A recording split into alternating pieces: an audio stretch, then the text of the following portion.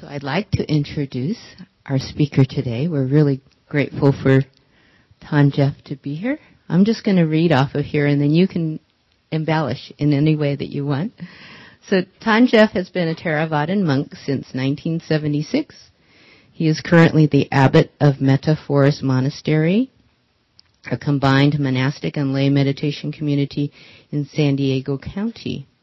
He is the translator of Handful of Leaves, a 5-volume anthology of selections from the Pali Suttas, the Dhammapada, and many Thai meditation guides. He is also the author of Mind Like Fire Unbound and The Wings to Awakening, commentaries on discourses from the Pali Canon. So we'd like to welcome you.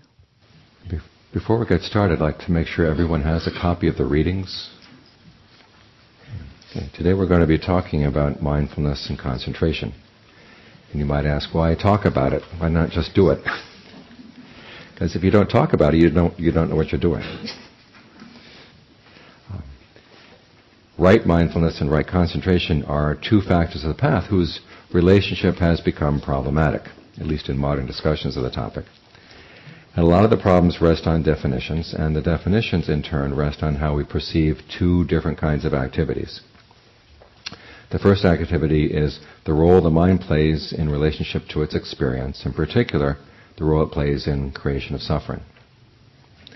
And then the second activity is the way in which the path of practice works within the mind's functioning in order to put an end to suffering and stress. So those are the two activities that we want to sort of set forth first before we understand the role that mindfulness and concentration play in the path. In other words, we have to understand, how do you process your experience? To what extent are you processing your experience? To what extent are you simply just on the receiving end of a given when you're experiencing contact at the senses? And then secondly, when you're practicing the path, exactly what are you trying to do? And how does the practice of the path relate to the way the mind processes experience? So we'll be getting to that in a minute, but first I'd like to make a couple of requests. Basically is to forget what you've heard about mindfulness and concentration, because you're going to be hearing some new things today. With regard to the word mindfulness, this factor particularly has been shaped by reading the Satipatthana Sutta, which is the main source of the Buddhist teachings in the Pali Canon on this topic. But it turns out it's not the only source. There are a lot of other teachings as well that shape the way the Buddha uses the word mindfulness and how he talks about the different aspects of the practice around mindfulness. And then, of course, the word mindfulness has been cut loose from its moorings in the Buddhist tradition and has moved into other fields as well. And we have mindfulness-based stress reduction, mindfulness-based cognitive therapy, mindfulness-based dialectical cognitive therapy, and it gets further and further away from what the Buddha was talking about. And so you've probably heard many different mindfulness discussed in many different contexts. There's mindful investing.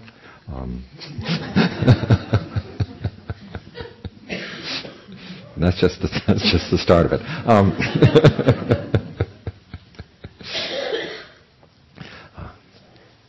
So one of the projects today will be to read some suttas in the canon to create a larger context for understanding the term. So we're not just looking at the one sutta, but we're looking at many different passages in the canon.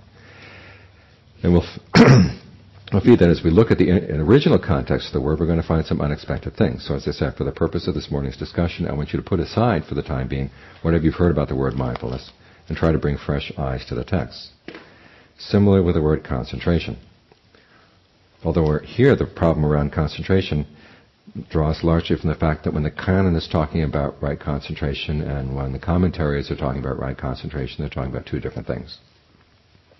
So lots of different views as to what constitutes true right concentration. And so then when you add in the different opinions about mindfulness, which have many different definitions, and concentration, which has many different definitions, we're going to have a compounded problem as to exactly just sorting out how these two factors are supposed to relate. Particularly when you see that I was reading in one text or one book recently about mindfulness, which is really trying to extrapolate mindfulness as a particular path in and of itself, separate from the other factors of the Eightfold Path. saying that the practice of right mindfulness is very different from the practice of right effort. These are two different ways of approaching the path. And also that the practice of right mindfulness is very different from the practice of right concentration. This particular author was saying we had to have a very distinct way of defining mindfulness and concentration, because the Buddha, of course, uses different words for the two things. But, and it's a common tendency to go on to say they're two radically different things, in some cases so radically different, they're actually antithetical. Mindfulness gets defined as a broad, receptive state of mind, and concentration as a narrow and kind of closed down, clamped down state of mind. And the question is, how do these two relate? I mean, they're two opposite ends of the spectrum, and it's hard to see that these two these mind states could function together, or as it's explained repeatedly in the suttas, how mindfulness could lead to concentration and act as the theme of concentration. Because when we look at the canon, the two qualities, mindfulness and concentration, are always working together. So when we get to the topic of right concentration, and particularly jhana, and to their relationship to mindfulness, I want you to put aside what you've heard and just try to bring fresh eyes to the text. So those are my requests. As for looking at how the Buddha defines experience, and this is going to be kind of the basic framework for trying to understand how the Buddha teaches the path. He has a very particular way of looking at the way we relate to our experience, basic sensory experience all the time. If I had enough paper to print out everything that was going to be relevant to this topic, it would have been a lot more than this. So some of the passages I'll just tell you about, and some of them we'll actually look at. Particularly, it's important, if you're going to understand the Buddha's understanding of experience, to look at dependent co-arising. And that, of course, would be a whole weekend right there, just to get started on the topic. But there's one fact I'd like you to keep in mind. If you've ever looked at the factors of dependent co-arising, where do the 6 spheres of sense contact come in that? Do they come at the beginning? Do they come at the middle or the end? They come in the middle. Oh, yeah. Because there's a lot that happens before you've actually, before a sight strikes your eye, or ear strikes your ear, sound strikes your ear.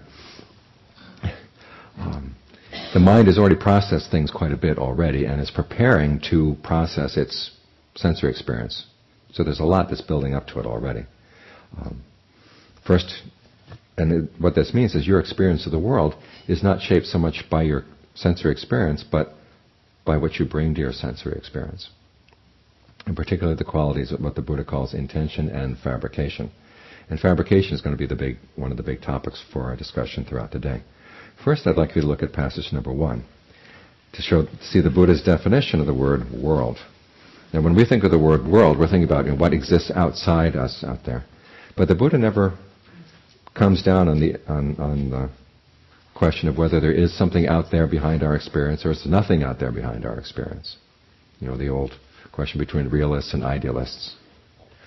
The question in the Western philosophy has been, okay, we have these sensory experiences. Do we know if there's anything that lies behind them, or is this totally a product of our mind? And the Buddha says, I don't want to go there. But I do want you to look at how do you experience the world? And he defines it in very simple terms. Certain monk went to the Blessed One, and on arrival, having bowed down to him, sat to one side. As he was sitting there, he said to the Blessed One, the world, it is said. In what respect does the word world apply? And the Buddha's answer is this: insofar as it disintegrates, lujati. There's a pun here between loka and lujati. It is called the world. Now, what disintegrates? The I disintegrates, forms disintegrate, I consciousness disintegrates, I contact disintegrates, and whatever there is that arises in dependence on eye contact, experiences pleasure, pain, or neither pleasure nor pain, that too disintegrates. And then he goes through and says the same about the other senses: the ear, the nose, the tongue, the body, and the intellect. This, according to him, is the world. He's not going to talk about the world out there, but he is going to talk about the world of your sensory experience. And so when we get into the basic refrain on mindfulness, when he says putting aside greed and distress with reference to the world, it means with reference to this area of your experience. Sights, the fact that you have these senses, the things you sense through them, and whatever arises in dependence on them. The consciousness experiences pleasure, pain, or neither pleasure nor pain. When the Buddha uses the word world, that's what he means. Now, this experience of the world is shaped by our fabrication. If you were to go through the factors of dependent co-arising, you start out with ignorance of the Four Noble Truths. And then it goes into a factor called fabrication. Now, fabrication is of three kinds. There's bodily fabrication, which is the breath.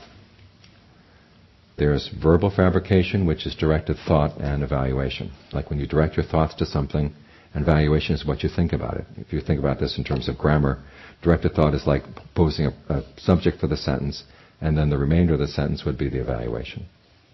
Or if you ask questions about it, that would also be evaluation. And then finally, mental fabrication, which is perception and feeling. Now, these things are called fabrication because they have a creative aspect to them. A lot of your sense of the body is actually created by the way you breathe. The way you're going to frame your speech is created by the things that you focus your thoughts on and the evaluations you make of the things that you're focusing your thoughts on.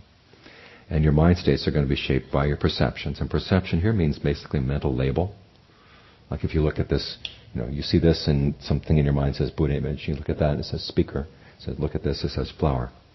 That's what they mean by perception. It's that the word or the sign or the image that you place on things.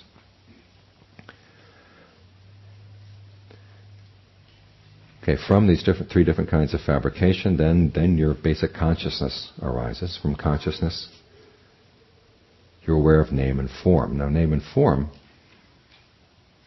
cover physical events in the body, and also that's the form part, and the name part is more mental events. And some of the mental events are repeats of the fabrication. You have perception and feeling again. And you also have intention and attention. Intention, of course, is the way you will things, the choices you make, the things you will. And attention is the things that you pay attention to, and as opposed to the things that you're going to ignore.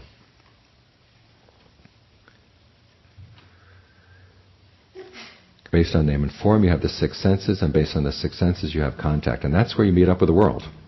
So all this is happening before you're approaching your experience of the world. And so notice already, you've got different perceptions, you've got different ideas functioning prior to your sensory contact. So that's going to shape the way you receive contact. Sometimes they talk about meditating and trying to develop bare awareness at the contact. Well, an awful lot of things have happened to shape that awareness, even prior to the initial contact. And that's an important part. If you're going to underline any note in your notes today, underline that one. A lot happens before your bare awareness of things. Okay. So it's not really bare. It's already been dressed up. Okay.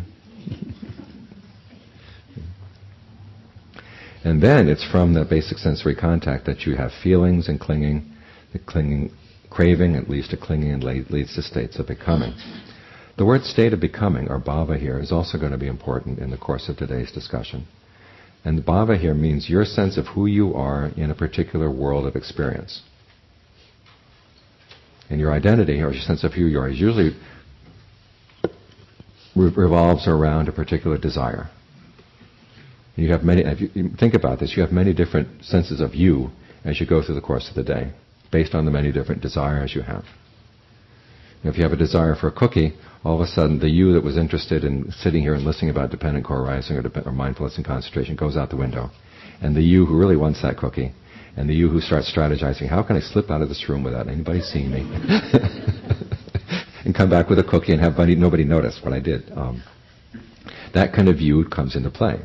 And then you drop that you, and then you come back to the you that wants to listen about mindfulness and concentration. This happens many times in the course of the day. And notice also that once you have a particular desire, different aspects of the world are going to stand out for you. Like all of a sudden, where is the nearest cookie house? Where is nearest? That becomes an important part of your world. Or as they say, an alcoholic walks into the house, and they know very quickly where the alcohol is kept in the house. Now, I walk into the house, I have no idea where alcohol is kept, because that's not one of my interests. I'm more of a chocoholic. I find it very quickly where the chocolate is. But so we're talking about, when we talk about bhava or becoming, this is what they're referring to, is your particular sense of who you are and what parts of the world are relevant, centered around a particular craving or desire. And so the Buddha says, this bhava, this state of becoming, is suffering. There's clinging there, there's everything there that would lead to suffering. And so what we're going to try to do is, part of the practice is to learn how to get past that the way the mind creates these things. But the only way you're going to get past it is by also creating another sense of becoming, i.e. the you that wants to practice the path. Because without that you, without those practices, without those desires, the path is not going to happen. Because the path itself is a kind of fabrication. So the mind brings fabrication to its experience, but in order to cure the way it brings fabrication to experience, you're going to have to learn how to fabricate in a new way. You can't just say, okay, I'm just going to drop fabrication, drop my reactivity, and be done with it. You have to learn how to bring a new kind of fabrication to your senses, a new kind of fabrication to the sense of you that you create in terms of the relevant world. So all of these are defined as processes. The world is a process from the Buddha's point of view. Now again, he's proposing these things. He doesn't want to get into a philosophical discussion as to whether that's the ultimate reality about the world, but he says, for the sake of putting it into suffering, learn to look at things as processes. Learn how to develop new processes that will lead you to a point where you can finally let go of the activity of fabrication. Because you can't just stop willy-nilly. You have to get the mind in the right spot before it's really ready to let go in a way that's totally honest and open. So as I said, the path is the process of creating a state of becoming from which the processes of fabrication can be watched as they occur. Because you're not going to understand fabrication until you get the mind very still and can see these sort of pre-sensory functions going on. And in order to do that, you have to get the mind very still. To get the mind very still requires an act of will and all the other factors of the path. So we're going to learn about the way the mind fabricates its sense of reality by creating a more skillful kind of fabrication. Then from that more skillful fabrication, you can look at all the other unskillful ways that you've been fabricating reality. And when you've taken care of those, you begin to see that you don't want to go there because they're just automatically going to incur suffering. Okay, when it's done that duty, then you turn around that original process of fabrication of the path, take that apart, and then you're totally free. So that's the Buddha's understanding about how all this is going to work. So what you have to do is bring knowledge to the way we shape fabrications that we bring to the world. Because the ones that are fabricated under ignorance, those are the ones who cause suffering. The ones that are fabricated through knowledge can be a path to the end of suffering. So our first lesson is that we're trying to understand this active role of the mind in shaping its experience, and also the active role in the path in creating a spot in experience where you can stop and look at everything else in a way that you can finally take it apart.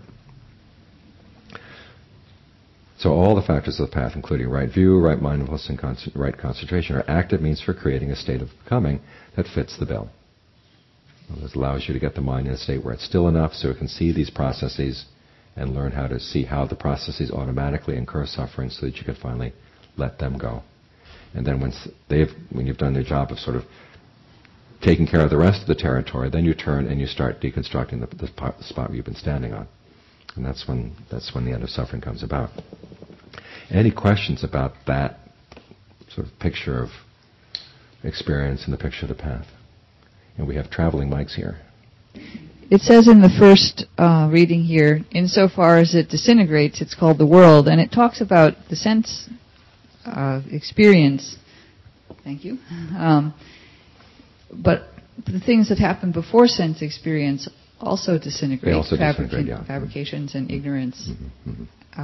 Are those then not part of the world? Those are, for the purpose of the Buddha's discussion, it's a sense experience, it's the world. Now, of course, what happens prior to that are things that you know through the mind. So ultimately it comes back that we're talking about which part of the world has an effect on your direct sensory experience. But you cannot have an experience of the world without your intentional participation. That's what the Buddha is saying. Because fabrication starts right on top of ignorance. So it's not the case that you're sitting here as the main sort of misunderstanding that I'm trying to address here is the misunderstanding that you're a totally passive recipient of sense impressions, which you then react to. And here's the Buddha saying, no, you actually go out and you're seeking certain experiences and seeking to divine things in a certain way. And that shapes the way you're going to be experiencing the world. Steven Pinker says about the tabula rasa theory the tabula is not so rasa. It's not so rasa, no. The tabula is out there actually grabbing after things, you know. And I think it's easier for people now that we're playing computer games, to see things in this way. My generation was brought up on TV, and we were pretty passive, right? You had 3 flavors: NBC, ABC, CBS, and that was it. You didn't have much choice. And, you know, they didn't respond to what you said. Whereas if you're playing computer games, you can actually determine which level you're going to play on, who's going to do what. You have a more active role in shaping your experience. So the Buddha's more into a computer game mode here, isn't a TV mode. Okay. Any other questions?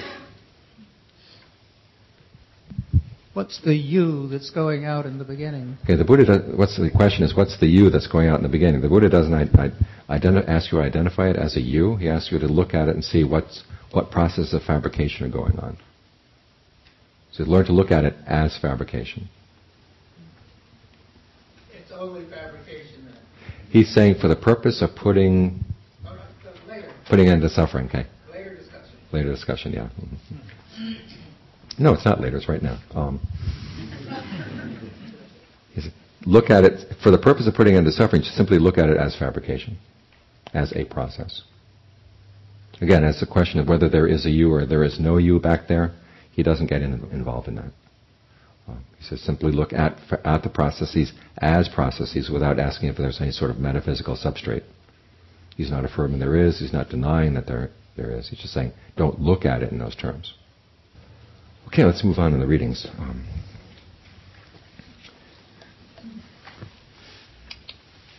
So I've already mentioned the process of fabrication here.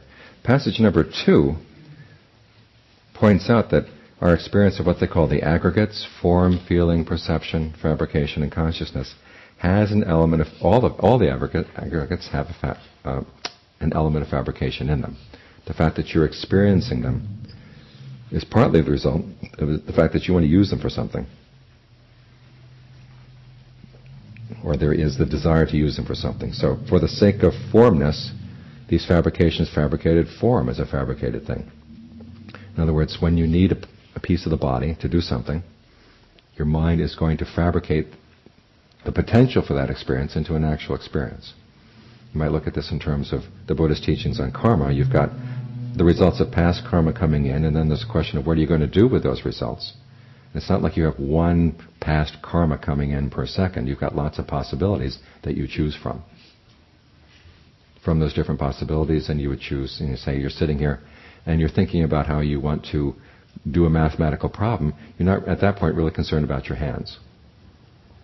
And so that part of your experience just going to goes back to the background and gets very vague. And all of a sudden you have an itch, and then the hand becomes very relevant. Okay, then you have this potential for a hand that you actually focus on, and then you use the hand to scratch. And the same thing happens with feelings. There are a lot of feelings that go on in your body that you're not noticing. Feelings that go on in your mind that you're not noticing. But every now and then you have the desire to focus on any one of them for some purpose or another. And so all of a sudden that turns into a full feeling. And the same with perceptions. There are potentials for perceptions, there's potential for consciousness, some of which we activate and a lot of which we don't. And it's the process of fabrication that goes into those that actually activates them for the purposes that we want to use them for. I don't know why it is every time I get to this point in a discussion, I think of a science fiction story I read one time, where they were working on what do they call that? When you transport someone from one spot to another spot, teleporter. Yeah, they're working on a teleporter, and they were working through the bugs, you know. And, you can imagine what the bugs in working on a teleporter might be. And this particular bug was that your skeleton went slower than the rest of your body. And so at the receiving end in the teleporter, and at that point they'd already had a colony on the moon, they'd have this big bowl. You know, and they would send a little rabbit up through the teleporter, and this little pool of rabbit would come out. And then, maybe 15 minutes later, the skeleton would come in, and the rabbit would kind of form around its skeleton and be okay. So in the meantime, it was 15 minutes there as a pool. And they discovered that their little rabbits would actually try to move around as they were in the pool, and they would kind of shape themselves into these vague shapes so they could slip over the ball and other things. At any rate, There's this one guy on Earth who needed to get a contract signed right away. And so he talks to scientists on this side to put him in the teleporter. And so they warn the people up on the moon, you're going to need a big bowl. And so all of a sudden this pool of this guy comes in. And then you see an eye appearing on top of it, with a cigar coming out. And then this hand, vague hand shape with the contract coming out of the pool. And every time I think about how, we tend to have a very vague sense of our body until we need that particular part of the body, and then it forms into something articulate. That's the image I have.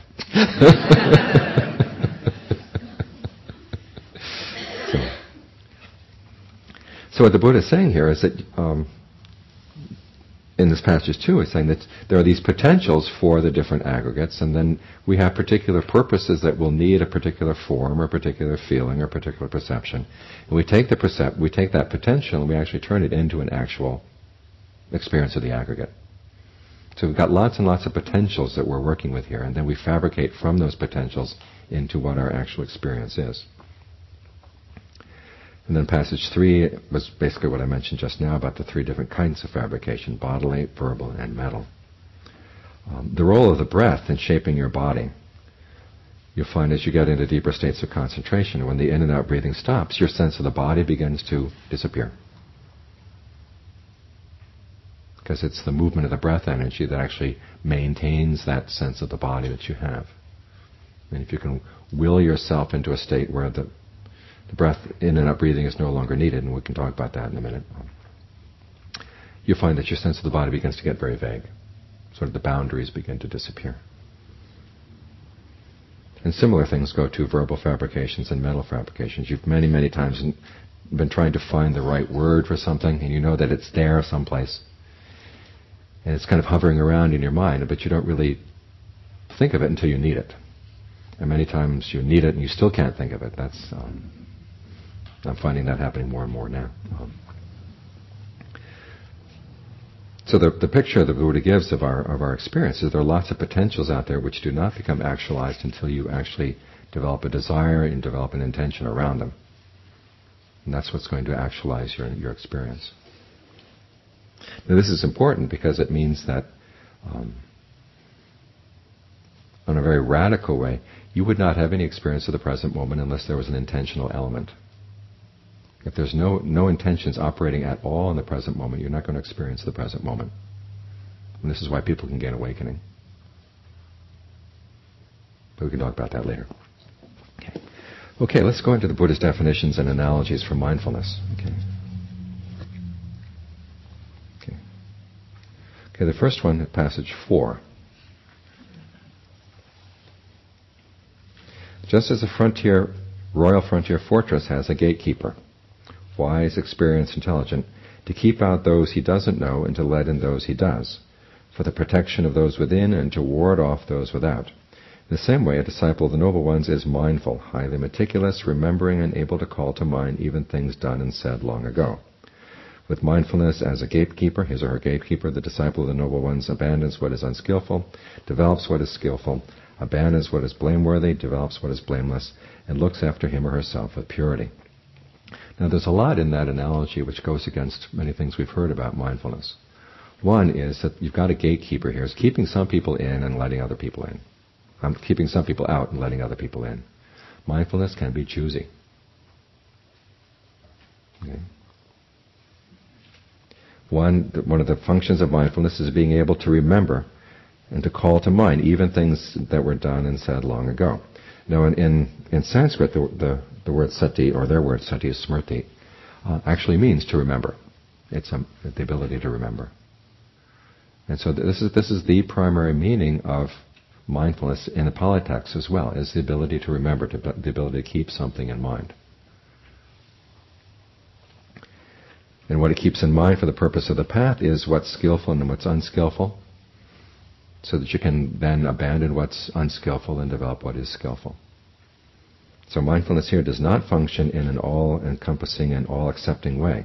Mindfulness, it's not just awareness of the present moment. It's the ability to keep certain things in mind from the past. Whatever is relevant to keep in mind from the past, particularly with regard to the issue of what's skillful and unskillful. So that's your guide. So in this way, mindfulness acts as a monitor. In other words, it keeps in mind what you really need to know in order to function properly on the path. And then when you see that something is unskillful, mindfulness then alerts you to the fact this is unskillful. You remember that because you've learned the basic patterns. For this kind of behavior is unskillful, you've got to watch out for it. Once you've been alerted to the fact, then you can abandon it. So mindfulness is what keeps your wits about you so you can act in the skillful way on the path. One teacher locally exposed us to some material. It's a Abhidhamma interpretation that mindfulness is only wholesome. If you're detecting anger or so on, you have to do something to make it mindful. Is that compatible with this? Well, actually, the Buddha does talk about wrong mindfulness. Wrong mindfulness? Yes, which would be unwholesome. And this is one of the places where the Abhidhamma differs from the suttas. But in the suttas, the proper role of mindfulness as an element on the path is to call to mind, to keep in mind what's skillful. Discernment. I mean, again, remember, we're dealing with many factors of the path. We're not just going to do a path of right mindfulness. Because right view and right resolve have already sort of determined how you're going to look at things and what basically you're going to will. And then right mindfulness keeps that in mind to apply it to a particular, whatever situation you're facing. Because the right view teaches you, okay, you've got to look at where are the causes of suffering, where is the suffering, what are the causes. The causes have to be abandoned. What's the path to the end of suffering? Okay, those factors have to be developed. So that's what mindfulness, one of the things that mindfulness is keeping in mind. And then you use that to judge a particular situation as to whether this particular mind state is skillful or is this particular mind state unskillful. Always keeping on course. It's to keep you on course. It's kind of like the navigator who's got the map. It's okay, this is the map, this is where we're supposed to be going. It's kind of like a GPS. The GPS has the map in it, and it's telling you, you missed your turn. And then after a couple of yards, it gives up.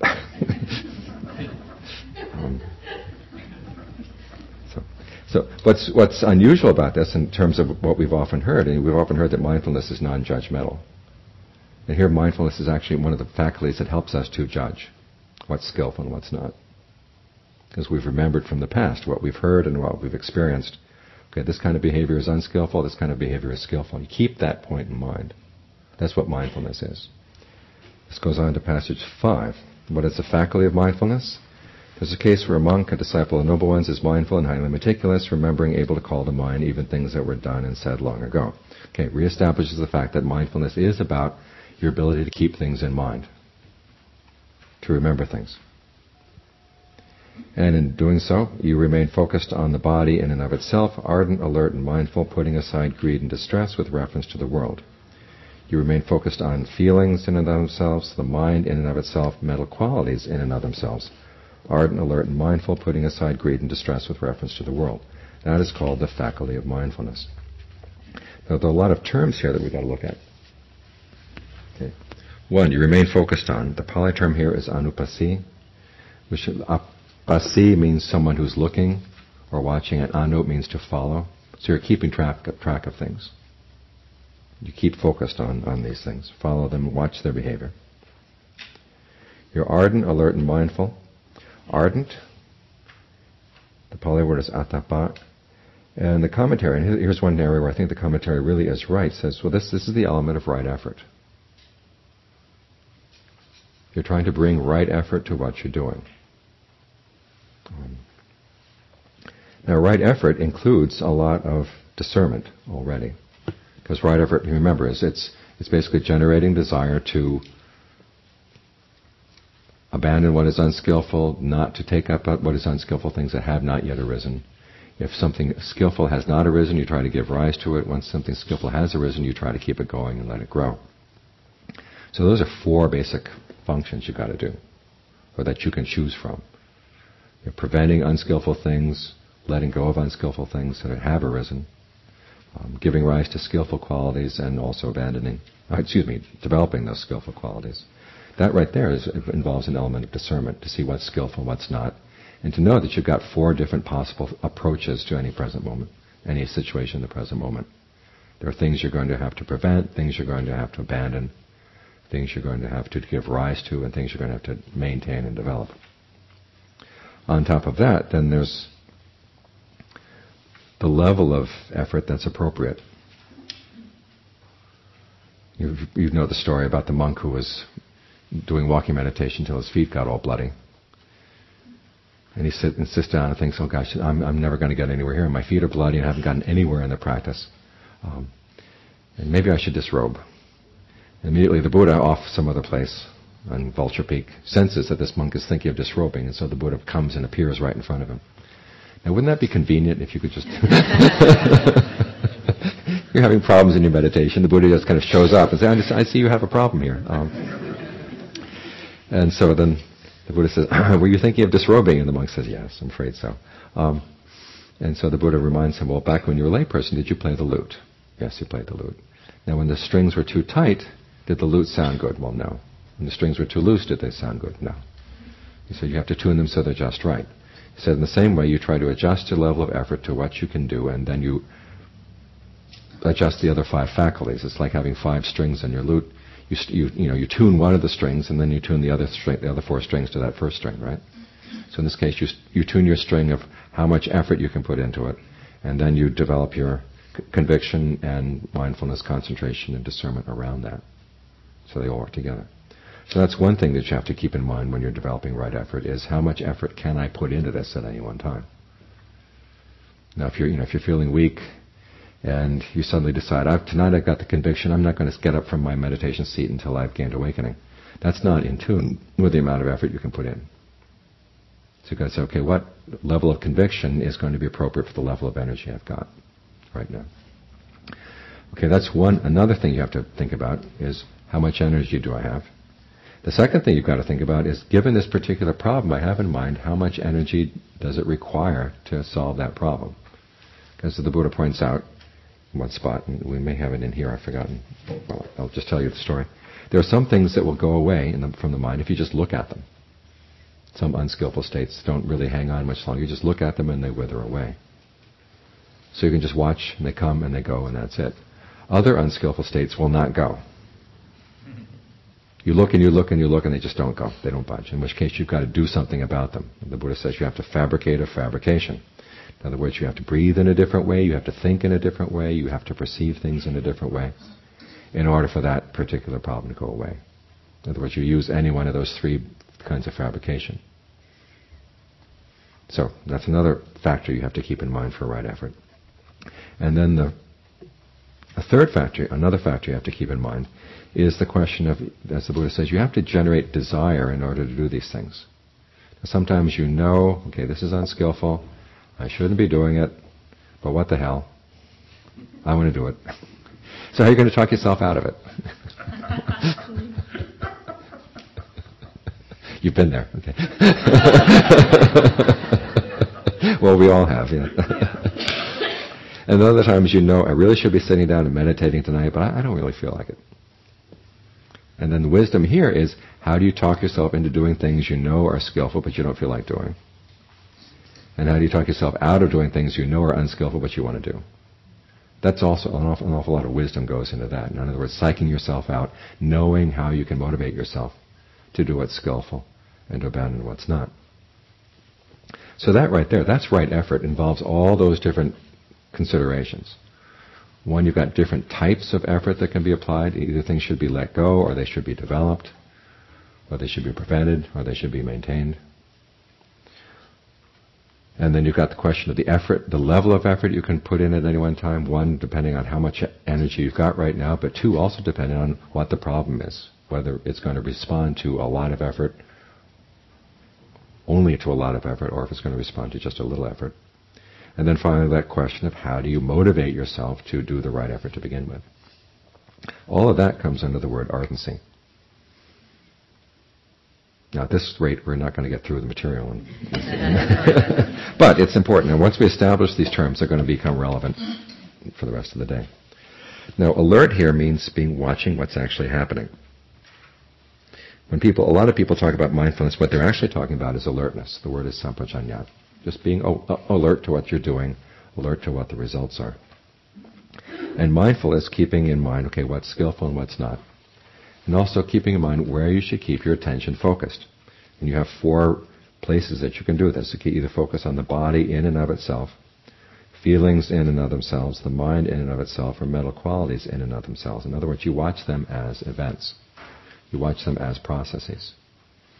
Now, watching the body in and of itself, the Pali phrase actually would say watching the body in the body, or watching feelings in feelings. In other words, you look at it on its own terms.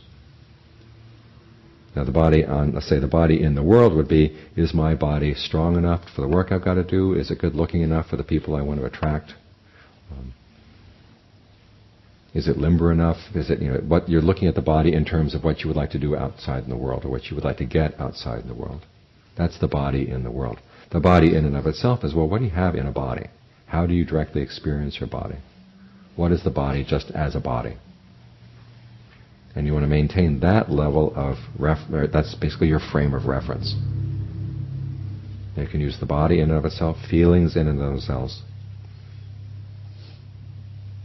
mind states, mental qualities. And the distinction between mind states and mental qualities, we'll be getting into this later, but a convenient analogy I like to think of is a mind state. The mind is like a committee. You've got lots of different voices, lots of different desires, lots of different agendas going on. And a mind state is when the committee has come to a decision. We're going to do X. And so the whole mind is on it. Okay. And the mental qualities are the individual members of the committee.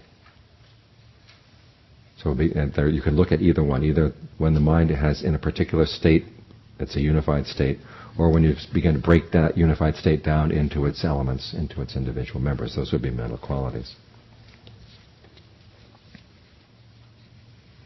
Okay.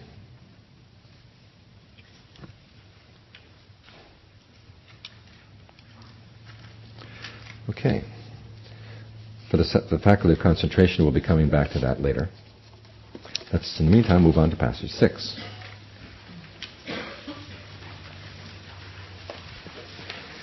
Here the Buddha is talking about one of the functions of mindfulness in the practice of the path.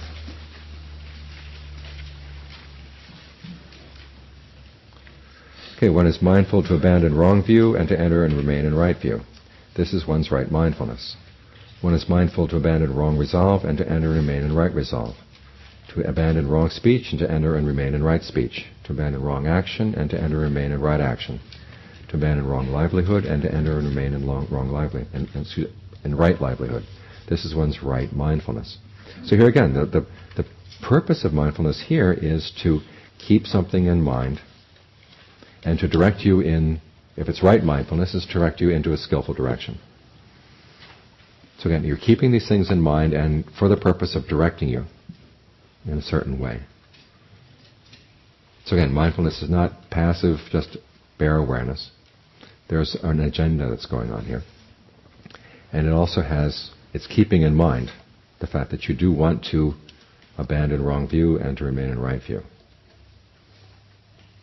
So again, mindfulness is a more active process than sometimes we're led to believe.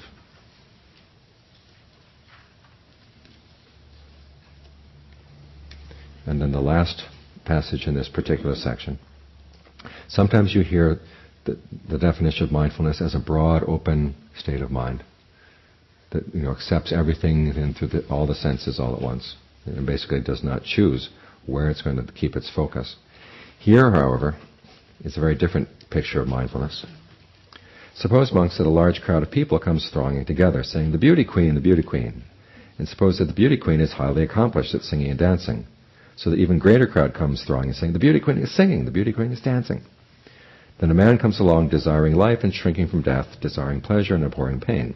They say to him, "Now look here, mister, you must take this bowl filled to the brim with oil and carry it on your head in between the great crowd and the beauty queen. And a man with a raised sword will follow right behind you, and wherever you spill even a drop of oil, right there he will cut off your head." Now what do you think, monks? Will that man not paying attention to the bowl of oil let himself get distracted outside? No. I've given you this parable to convey a meaning. The meaning is this: the bowl filled to the brim with oil stands for mindfulness immersed in the body. So this is one case where mindfulness is described as something very focused. What I find strange here is that the Buddha doesn't fill out the rest of the parable, i.e. the beauty queen would be the six sense objects, and the great throng that's coming and saying, the beauty queen is singing, the beauty queen is dancing. That's all the desires that you have for the objects of the senses.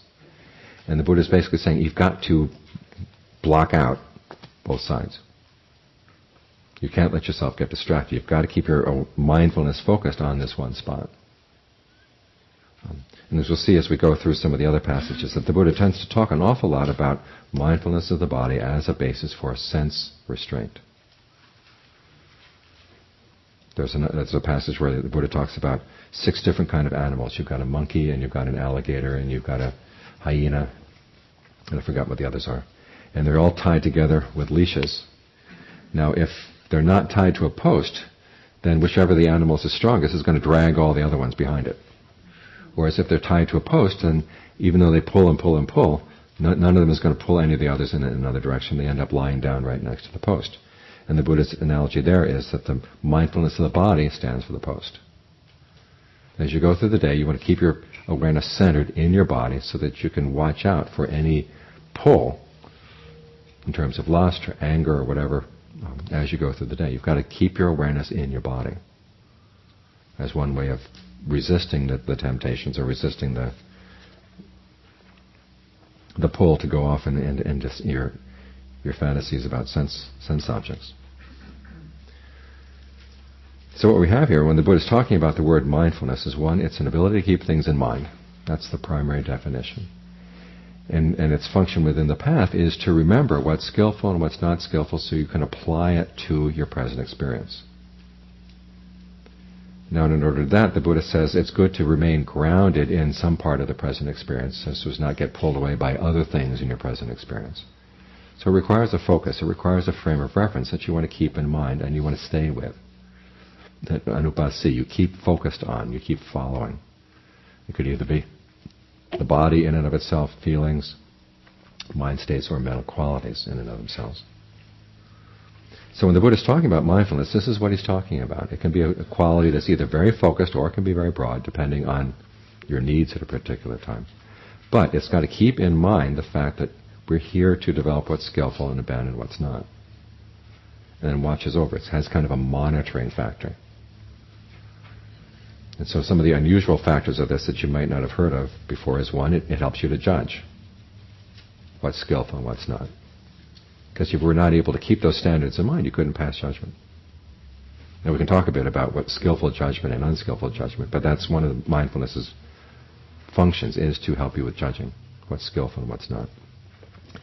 And then secondly is to, it can be a very broad state, it can be a very narrow state, but primarily it works in conjunction with the quality of ardency or right effort and alertness. The alertness is what keeps you, in touch with what's actually happening in the present moment. And the mindfulness is remind you, well, given that this is what's happening, this is what should be done. Do you have any questions about that picture of mindfulness right here? I'm confused. Okay. The phrase... Wait for the mic. You can't be confused until the mic comes. Now I'm more confused. Mindfulness. Yes. In the phrase keeping in mind, to what extent is that consciousness of, or is it that the mind, what's in memory is a resource to be called on, and that all these things that you've been addressing are not kept conscious, but are there as resources for the mind? They're resources for the mind. It's the ability to remember. But there are some things that the Buddha would have you try to keep in mind all the time, i.e., is this skillful or not?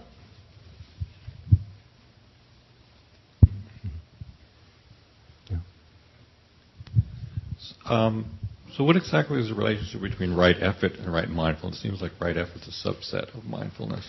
Well, in the path, right effort is listed first, and then right mindfulness builds on that. It provides you a grounding for right effort. Because right effort essentially starts out with it's generating the desire to do what's skillful.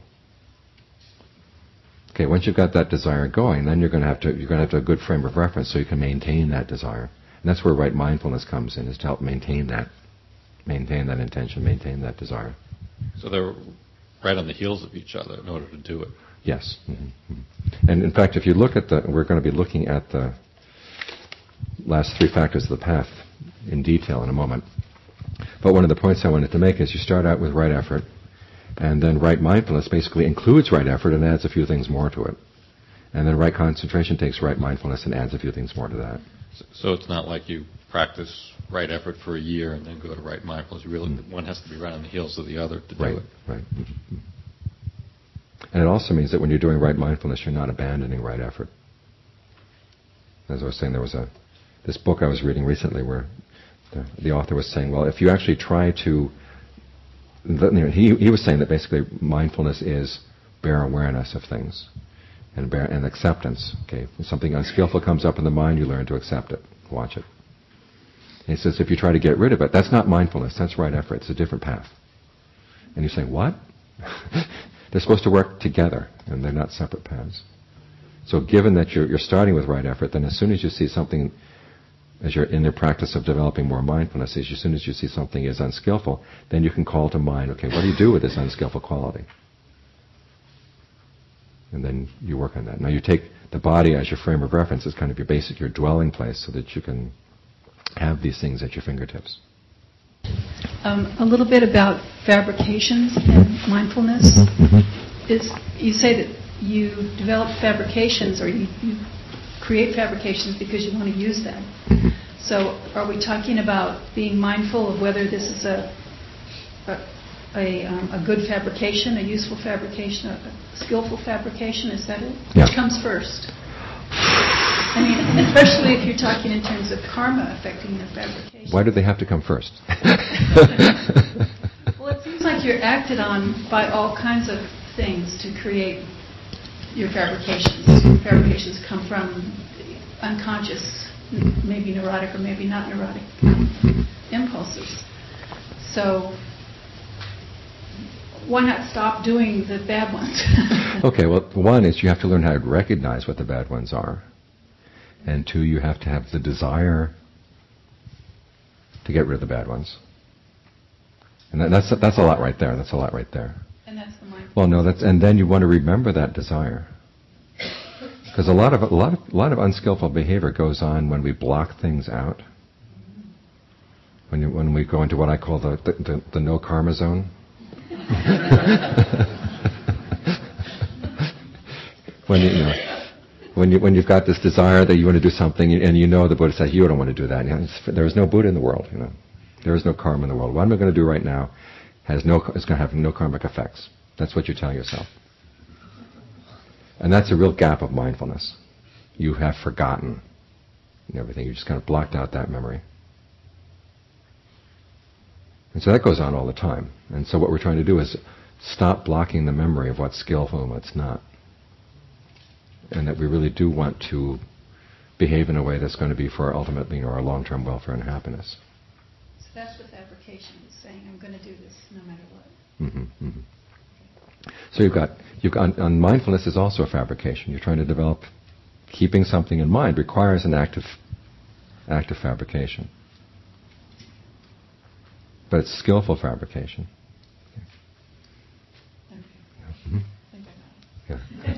Because you have to realize when you're working on the path here, and on the one hand it sounds like it's almost impossible because you've got all these different factors that would have to come together all at once. But we already have different elements of the path operating in our lives already.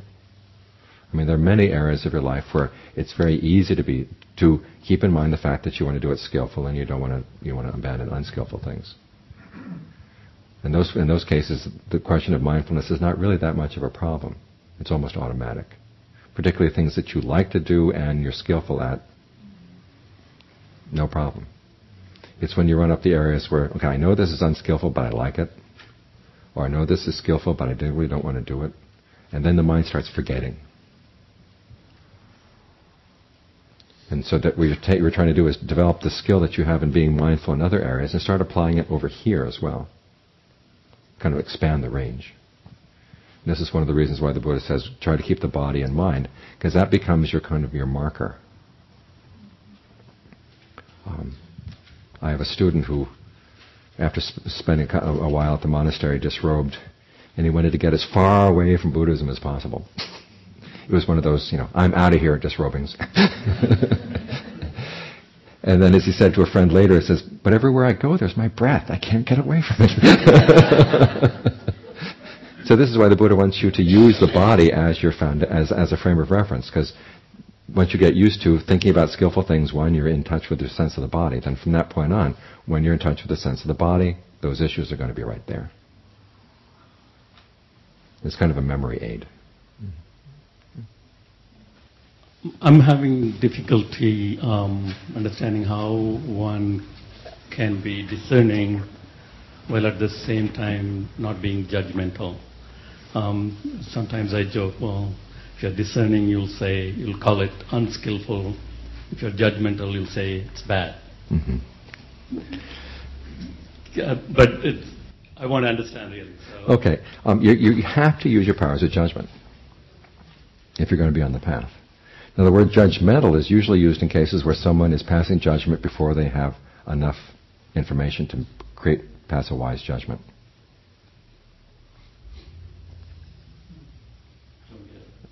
Back up again, okay. Judgmental is for when you pass a judgment when you don't have enough information for making a valid judgment.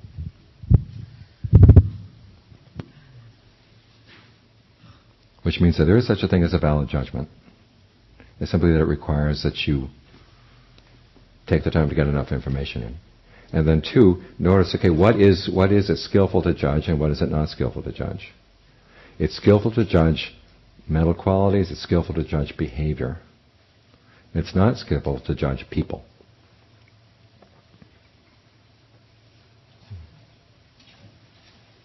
Or at least it's not skillful to, pass final judgment on people.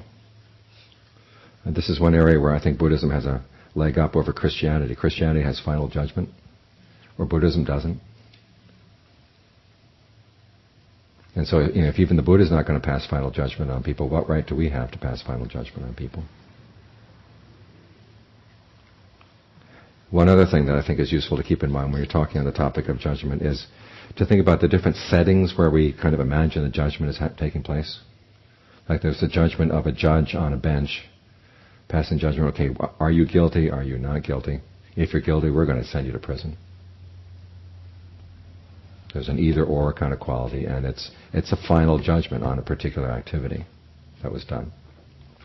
You can also, though, think of the judgment that, say, a carpenter uses when he or she is working on a desk of drawers, set of drawers. Okay, you're going along and you're working on the drawers, and all of a sudden you realize, whoops, I shouldn't have shaved that off. Okay, then you back up. Okay, now that I've shaved it off, what do I do? Shave off the other side, make it look balanced, whatever. But you're judging a work in progress. And that kind of judgment is very useful. Here comes. Okay, let's see if I got this. So right effort is the cultivation of the desire to skillfully abandon or cultivate, right?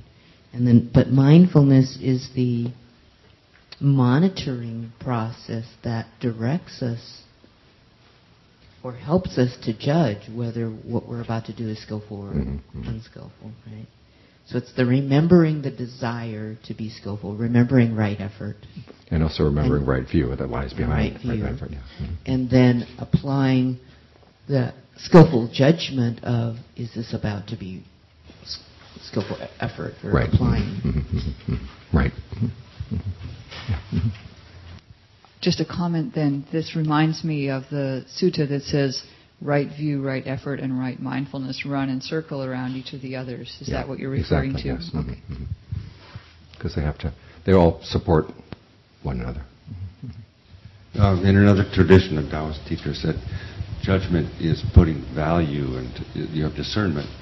Contrast, and the judgment is you put a value, you invest your chi in it. That would, if I translate that here, that means desire, craving. You're taking discernment and then desire, I guess. Yeah, and the Buddha does have, a role for right desire in right effort,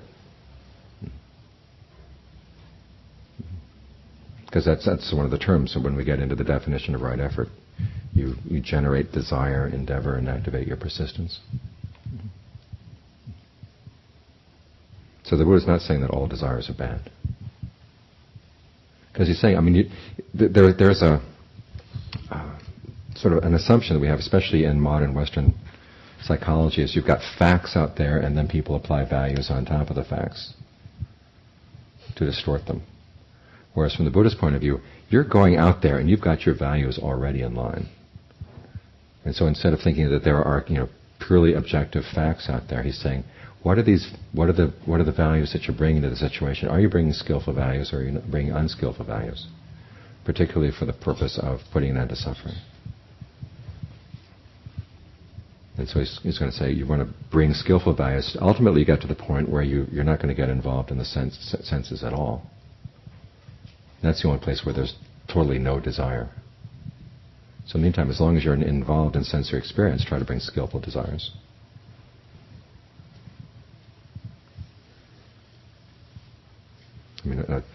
Kind of the analogy you might, to help make this distinction clear. A lot of us think, say there's something really beautiful out there, and all of a sudden we start feeling lust for it. Say, well, there was no lust at all, and all of a sudden this beautiful thing came in, the lust arose.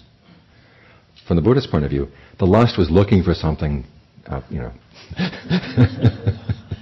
then just found somebody to latch on to, Or it's like the people who turn on hate radio. It's not that, I'm totally passive, I'm going to turn on and see what's on the radio today. No, they want the hate radio. They want something to get angry about. So that's the image that the Buddha is working with here. Anything else? Okay, let's move on.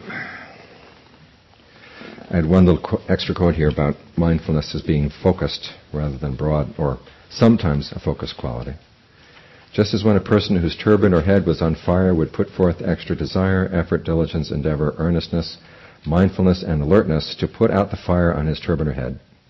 In the same way, you should put forth extra desire, effort, diligence, endeavor, relentlessness, mindfulness, and alertness for the abandoning of unskillful evil qualities that have arisen in the mind. So again, sometimes mindfulness can be very focused and very intense. It's not always a wide, broad, open quality. Okay, let's look at the definition of the factors of the path. The last three factors of the path.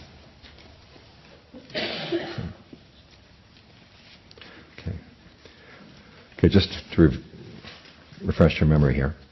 What is right effort? There's the case where a monk generates desire, endeavors, activates persistence, upholds and exerts his intent for the sake of the non-arising of evil, unskillful qualities that have not yet arisen. Similarly, generates desire, etc., for the abandoning of evil, unskillful qualities that have arisen. You generate desire, etc., for the sake of the arising of skillful qualities that have not yet arisen. And you generate desire, etc., for the maintenance, non-confusion, increase, plenitude, development, and culmination of skillful qualities that have arisen. That is called right effort. So again, the element of discernment that's involved here in right effort is, one, distinguishing what's skillful, what's unskillful. Two, noting that the different types of right effort that could be appropriate at any one particular time. And then the whole issue of learning how to generate your desire to do these things properly. And then on top of that, then there's the question of what is the proper amount of effort to apply, which is determined on the one hand by the amount of energy you have, and two, what's appropriate for that particular issue. Any questions on right effort before we move on? Okay, right mindfulness. This case where the monk remains focused on the body in and of itself, ardent, alert, and mindful, putting away greed and distress with reference to the world. Remains focused on feelings in and of themselves, mind in and of itself, mental qualities in and of themselves, putting away greed and distress with reference to the world. That's called right mindfulness. Okay, we've covered that already. And here's my right concentration. Now what I've done here is, into the definition of the path factors, I've inserted in italics the analogies that are usually used to describe right concentration. Okay, what is right concentration?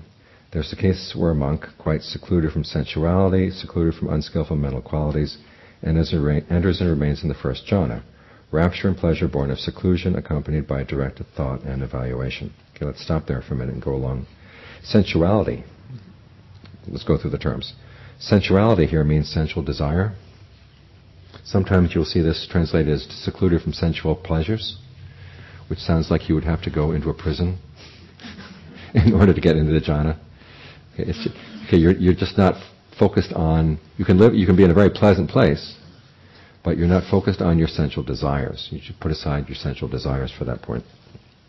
Okay. Secluded from unskillful mental qualities. This would be, there's a passage that we'll encounter later, but I can tell it to you now. Wrong view, wrong resolve, wrong speech, wrong action, wrong livelihood, wrong effort, and wrong mindfulness. Okay, you're not bothered by any of those wrong path factors. You enter and remain in the first jhana. The word jhana here is related to the verb jayati. Now the word jayati can mean either to be absorbed in something or for a fire to burn. It's a homonym. And the burning of the fire is a very particular kind of burning. It's the burning of an oil lamp. In other words, a steady flame. Ordinary fires, they have a different word for burning, but for an oil lamp, it's a steady flame. So that's the kind of quality you're trying to get in the mind. It's that steadiness and clarity of a steady flame.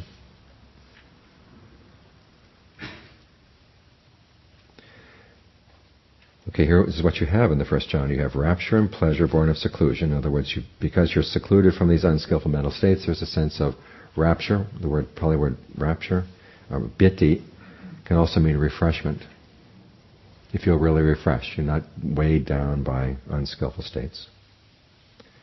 And there's a sense of pleasure. The word sukha here can also mean ease, can mean bliss, can mean well-being.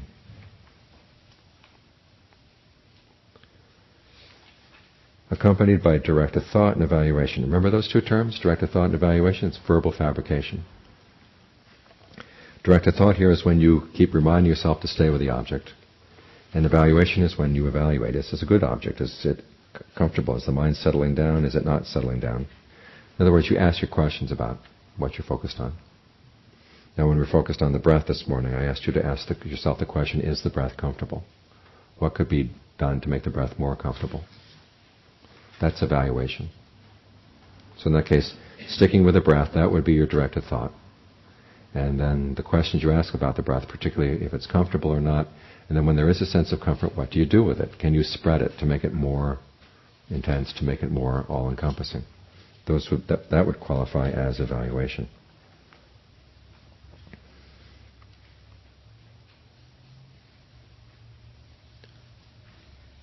Now notice here, you are absorbed in one object, and these other qualities sort of adhere around the object. It's not like you've got 5 objects in the first jhana.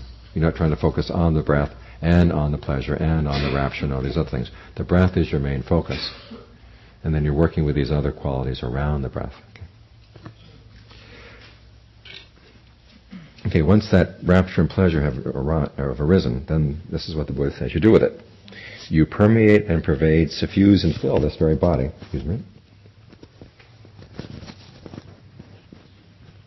With the rapture and pleasure born of seclusion. Just as if a skilled bathman or bathman's apprentice would pour bath powder into a brass basin and knead it together, sprinkling it again and again with water, so that his ball of bath powder, saturated, moisture-laden, permeated within and without, would nevertheless not drip. Even so, you penetrate this very body with a rapture and pleasure born of seclusion. There's nothing of your entire body unpervaded by rapture and pleasure born of seclusion. Does that sound nice? Okay. Notice the implication here is that you have a very full body awareness. Okay, you focused on the breath, you've got that sense of rapture and pleasure, spread it out throughout the body. That's what directed thought and evaluation do, is they help spread things out. Okay, that's the first jhana. Second jhana. With the stilling of directed thoughts and evaluations, you enter and remain in the second jhana. Rapture and pleasure born of concentration, unification of awareness, free from directed thought and evaluation, internal assurance. In other words, you've gotten so still with the breath that you don't have to keep reminding yourself to stay there. And the breath is so comfortable you don't have to evaluate it anymore. You just stick with the breath as it is. Okay, then the mind becomes more concentrated. Your awareness is unified. So the different ways of interpreting the unification here I would interpret unification here meaning that your sense of your awareness and the object become one. Your mind is one with the breath. In the first jhana, there's a sense of the awareness sort of standing outside the breath and working with it. And then once the breath gets really, really good, you're just going to go into the breath and become one with it. Okay, you permeate and pervade, suffuse and fill this very body with a rapture and pleasure born of concentration. Just like a lake with spring water welling up from within, having no inflow from the east, west, north, or south, and with the skies supplying abundant showers time and again, so the cool fount of water welling up from within the lake would permeate and pervade, suffuse and fill it with cool waters, there being no part of the lake unpervaded by the cool waters. Even so, the monk permeates this very body with a rapture and pleasure born of concentration. There's nothing of your entire body unpervaded by rapture and pleasure born of concentration. Okay, the image here is, you notice that there's no conscious agent working here in the image. It's just the water, just naturally flowing up. So you don't need the directed thought and evaluation to work with things anymore. It's just kind of naturally there. The process keeps coming. And as it says, the rains keep falling, and so there's no end of the spring of water coming up within the lake. Okay.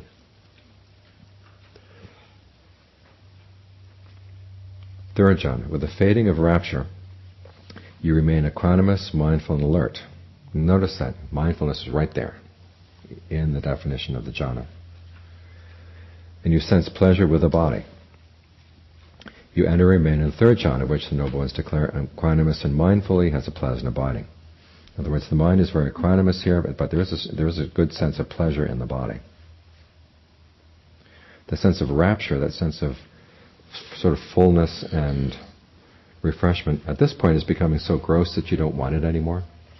In other words, your sensitivity has gotten so refined at this point that even the sort of the activity of rapture becomes undesirable.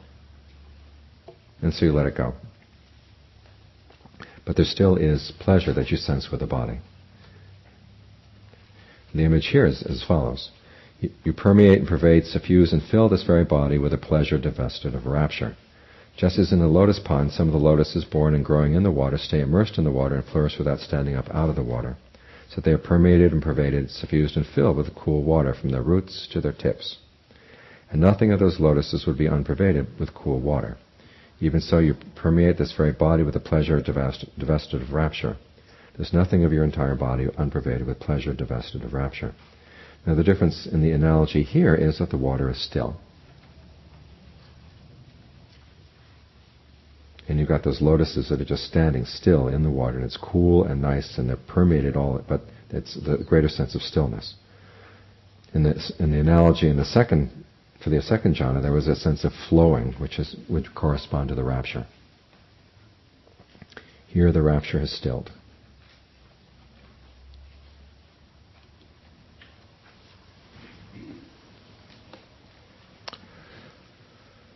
And then finally with the fourth jhana. With the abandoning of pleasure and pain, as with the earlier disappearance of elation and distress, you enter and remain in the fourth jhana, purity of equanimity and mindfulness, neither pleasure nor pain. You sit permitting the... Okay. Notice that it's only here that mindfulness becomes pure. Both equanimity and mindfulness become pure in here in the fourth jhana. So even in the basic definitions of right mindfulness and right concentration, the qualities are intertwined. Because in right mindfulness you have that quality of keeping track of something, or to remain focused on something. And here that quality of mindfulness gets more and more purified until you hit the fourth jhana. When you hit the fourth jhana. So the analogy here is different. You sit permeating the body with a bright, pure bright awareness, just as if a man were sitting covered from head to foot with a white cloth. So there would be no part of the body to which the white cloth did not extend. Even so, you sit permeating the body with a pure, bright awareness. There's nothing of your entire body unpervaded by pure, bright awareness. This is called right concentration. You can hear the analogy goes to, from the water, it goes to the brightness of the awareness that fills the body. So notice here, when you're talking about right concentration, it's not just one-pointed, it's your awareness fills the body. Your sense of conscious awareness fills the body. And it's all very still, very equanimous, very mindful. So is there still awareness of the breath? At this point, in the fourth jhana, the in and out breath doesn't happen. It stops. In fact, that's one of the defining points for the fourth jhana, is the fact that the breath has stopped. Now the question is, are you going to die? And the answer is no. What happens is, and I've heard different reactions to this, but you actually do have some oxygen exchange at your skin. And when the activity in the brain goes down, you need less and less oxygen. So you get to the point where the oxygen that you get from the skin is enough. Now they say they've done scientific experiments where they block up your nose and block up your mouth, and people, pass out. Well, that's because, how would it feel to have your nose and mouth blocked up? Would your mind go to a very still state where it didn't require a lot of oxygen? No. So I'm not all that convinced by that experiment. The experiment I am convinced by is something they do in Laguna Beach every year, which is they put on something called the Pageant of the Masters. Have you heard of this? I mean, it's pretty cheesy, but what they do is they've got this big revolving stage, and then they depict different famous paintings or different famous sculptures. And they discovered that, say, you go down to the beach and you get somebody really good looking and you put them up on stage. Okay, you're going to be David. We're going to cover you with white makeup. And David stands up there, and if they make the mistake of covering David with white makeup all over his body, he faints. He's not getting the oxygen he needs through his skin. So what they've learned is they have to keep a big, blank spot in his back where he can still get, oxygen through his skin. Otherwise, you have the unedifying spectacle of David standing there and just keeling over. So in the fourth jhana, there is no experience of the in and out breath. Yes, question here. Wait, let's get the traveling mics around there.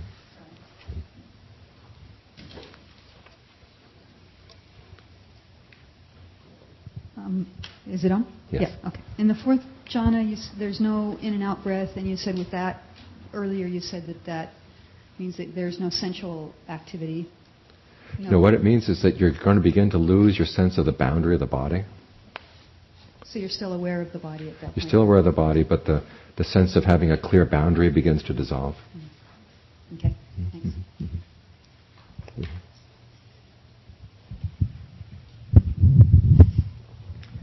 Is there any significance to the fact that the noble ones only have something to declare in the third jhana? I have no idea why that's...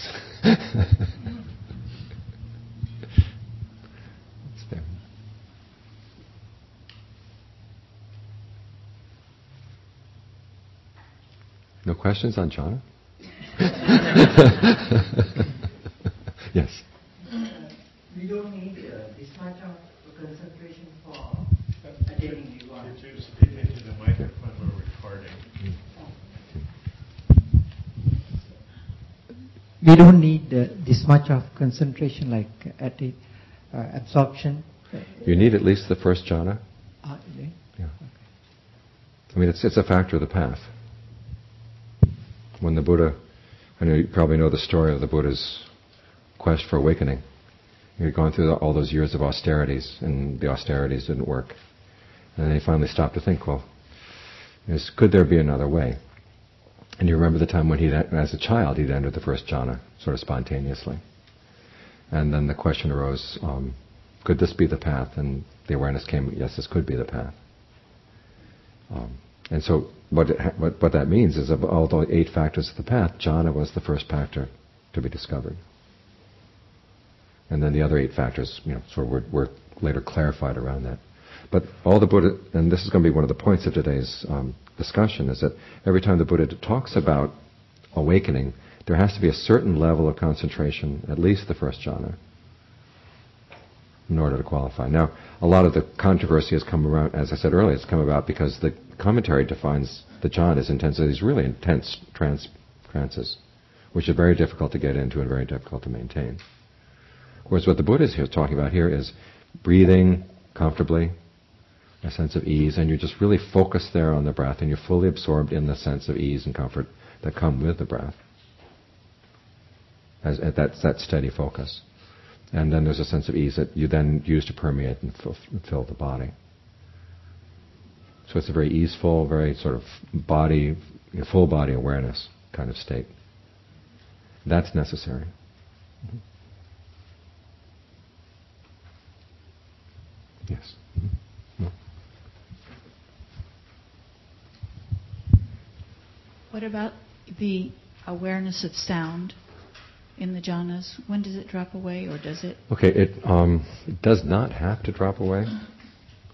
The only time they discuss sound as dropping away, there's a passage where Moggallana talks about how when he's in the formless jhanas, he can still hear sounds, and the monks get upset. They sound he's claiming to have more than he's actually attained.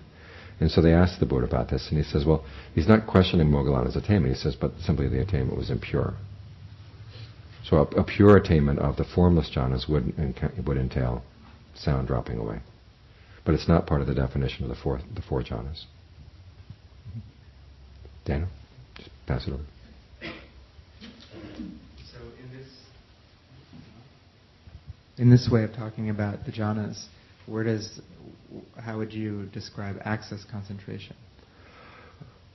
Access concentration is a term from the commentaries. I would define it as a state where you've basically dropped your involvement with your sense of kind of the world around you. And it's not that it's not there, you're just not paying attention to it.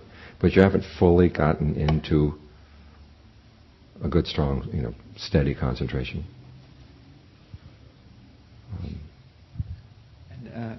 It's the easiest way to sense it is the state you get into and you're kind of drifting, and you come out and you say, wait a minute, where was I? That's access concentration. Because in jhana, you know where you are. You're with the breath, and you're clearly with the breath. Whereas in access concentration, there's this kind of vague sense, I'm not really sure where I am. You can space out from that. You can space out pretty easily. Yeah. Mm-hmm. Yeah. The other question is, are there, when you talk about the jhanas in this way, would you say that there are different sort of levels, say, of the first jhana? Like, would you? Because in my practice, I experience like what seems to map to this sort of description of the first jhana, but I could say that there's sort of a weak experience of that and a very strong experience of that. It's quite a range. Mm-hmm. Well, I've found that when you're teaching people concentration like this, it's very difficult to know exactly which state of concentration they're in until they get to the point where they say, okay, the breath stopped.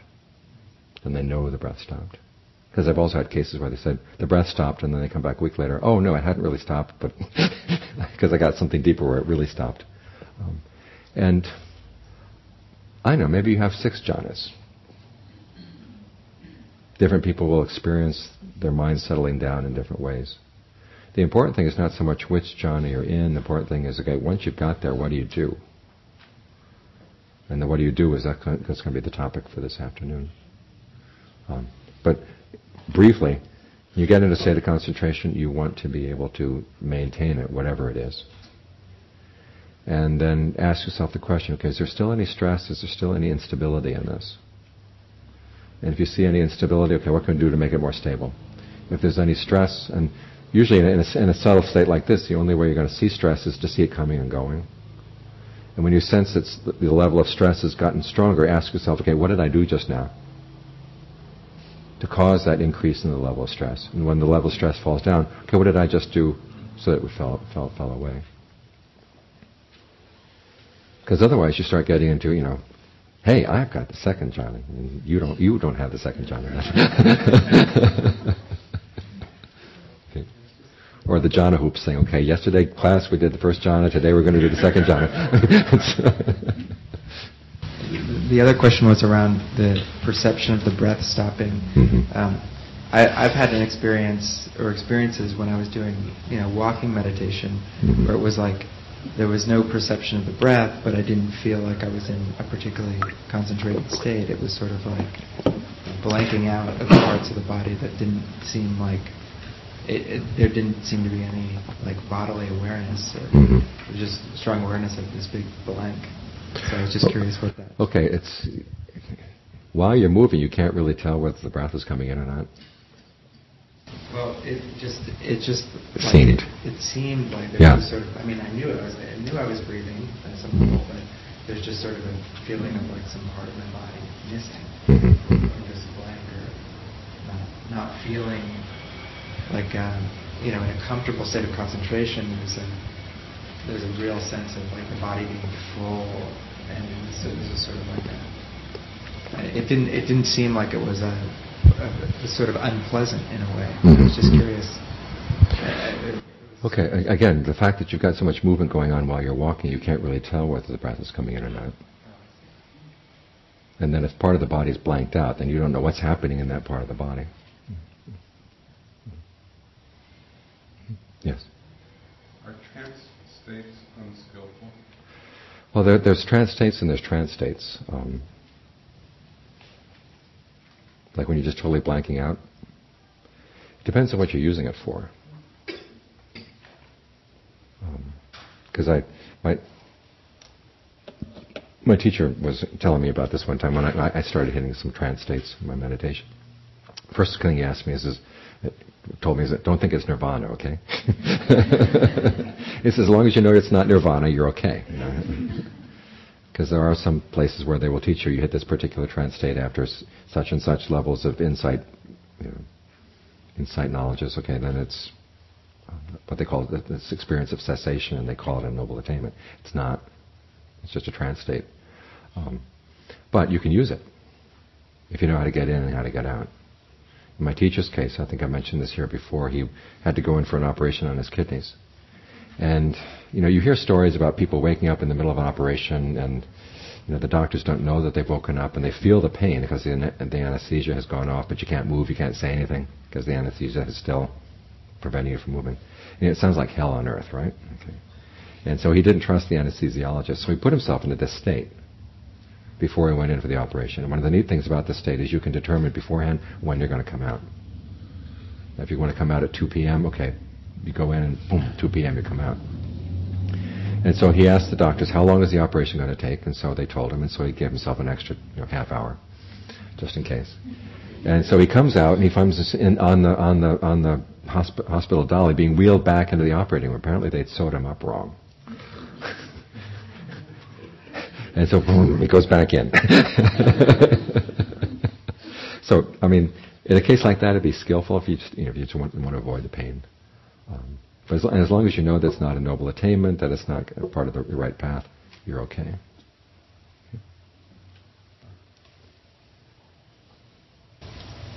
Any other questions on jhana? Daniel? I was just curious if you could comment a little bit on the sort of difference between this conception of jhana and what, say, Ajahn Brahm is teaching about. I don't want to talk about Ajahn Brahm. Okay, I mean, the obvious one is that you're aware of the body. And this particular one, as we'll see later, actually allows you to analyze the state of jhana while you're in it, which is one of the ways you can gain awakening. And it's the analogy I would give is it's almost like you put your hand fully into a glove, and then you pull out a little bit, so your hand is still in the glove, but it's not fully immersed in the glove. you actually can slightly pull out of the state of jhana and start analyzing it. Or one way you can think of it is when you're analyzing the states beyond the first jhana, it's like kind of a first jhana state piggybacking on a second or third or fourth jhana. And you can actually notice, okay, where is there stress in here? Where is there inconstancy, stress, not self? And you can actually analyze it there. And from there, you can gain the insight that would actually lead to awakening. The sense of dispassion that would lead to awakening. Whereas, if you're totally blanking out, you have no sense of your body, you can't analyze anything at all. There's no thinking possible in that state. So those are the main differences. Yeah. Anything else? Mm-hmm. Bhante, in terms of access concentration and actual absorption concentration, is it correct that the hindrances are they're fully not present, or they're not present in jhana, but still are active in access? Access concentration has the possibility for delusion. Yes. What about when you say delusion? Do you mean? Well, there's a question: is that you're not fully sort of in your object of concentration? Yes. And it's very easy, as Jeff over here said, it's very easy to space out, to lose focus. Again, we're talking about a set of terms that are not in the canon. But sort of the best practical definition I've heard of these different terms is, you've got momentary concentration, access concentration, and fixed penetration.